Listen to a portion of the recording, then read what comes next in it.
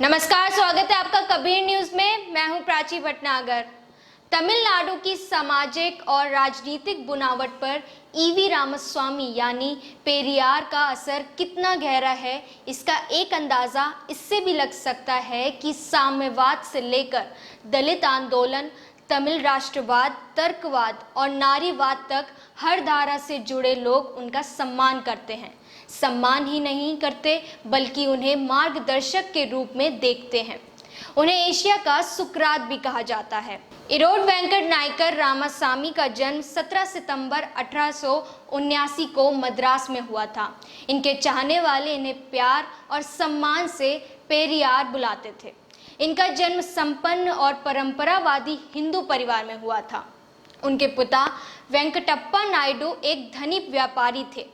पेरियार शुरुआत से ही सन्यासी रहे और संस्कृत शास्त्रों का गंभीरता से अध्ययन किया।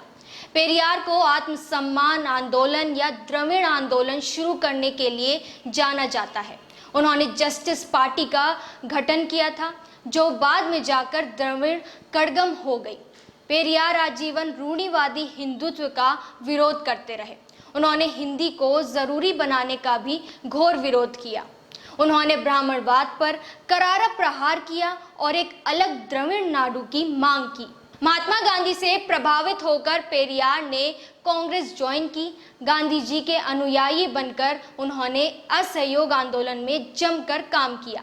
लेकिन एक बार पेरियार राष्ट्रवादियों द्वारा आयोजित एक भोज में गए, लेकिन उन्होंने देखा कि वहां बैठने की व्यवस्था जातियों के अनुसार की गई है। उन्हें ये बात बिल्कुल पसंद नहीं आई और उन्होंने 1925 में पार्टी छोड़ दी। उन्होंने सोचा कि अछूतों को अपने स्वाभिमान के लिए खुद ही लड़ना पड़ेगा। पेरियार की कही गई कई बातों को एक एक कर आपको बताते हैं। पेरियार ने आत्मसम्मान आंदोलन चलाते हुए जनता के बीच तर्क और विज्ञान के महत्व को प्रचारित किया।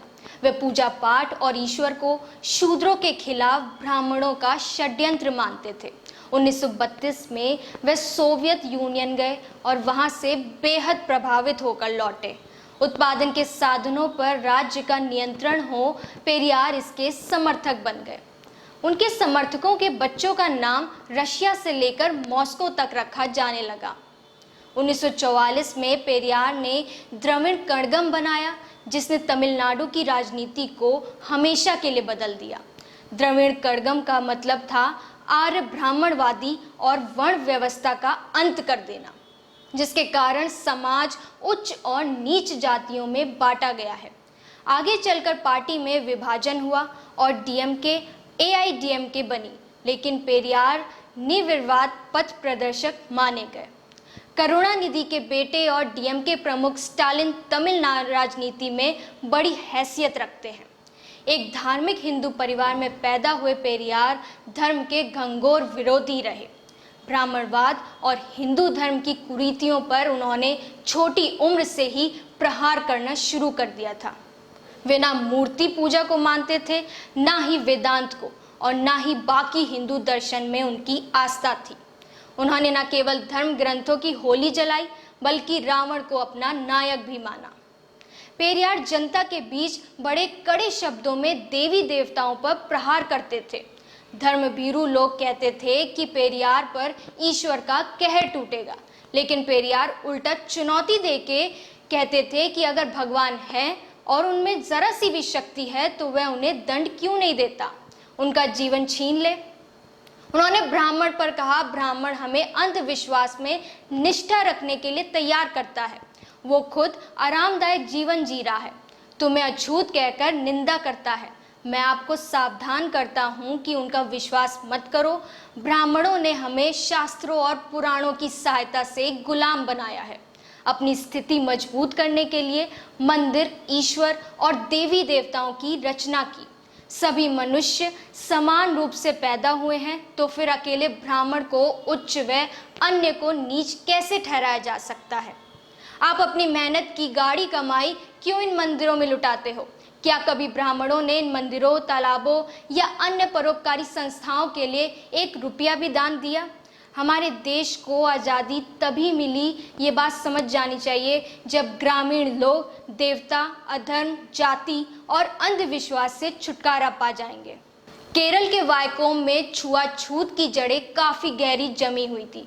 यहाँ सवर्णों से अवर्णों को 16 से 32 फीट की दूरी बनाए रखने जानी होती थी। किसी भी मंदिर के आसपास वाली सड़क पर दलित वर्जित थे। इसके खिलाफ पेरियार ने केरल के कांग्रेस नेताओं के निवेदन पर वायकोम आंदोलन का नेतृत्व किया। यह आंदोलन मंदिरों की ओर जाने वाली सड़कों पर दलितों के चलने की मनाही को हटाने के लिए किया गया था। इस आंदोलन में उनकी पत्नी और मित्रों ने भी उनका साथ दिया। पेरियार को अपने वक्त से आगे का आदमी भी कहा जाता है। ये महिलाओं की स्वतंत्रता को लेकर उनके विचारों से भी जाना जा सकता है। उन्होंने बाल विवाह खत्म करने, विधवा महिलाओं को दोबारा शादी का अधिकार देने, शादी को पवित्र बंधन की जगह साझेदारी के रूप में समझने जैसे तमाम मुद्दों पर अभियान चलाए। अपने भाषणों में वे लोगों से कहा करते थे कि वे कुछ भी सिर्फ इसलिए स्वीकार ना करें कि उन्होंने वे बात कही है। पेरियार का कहना था, इस पर विचार करो, अगर तुम समझते हो कि इसे तुम स्वीकार कर सकते हो तभी इसे स्वीकार करो, अन्यथा इसे छोड़ दो।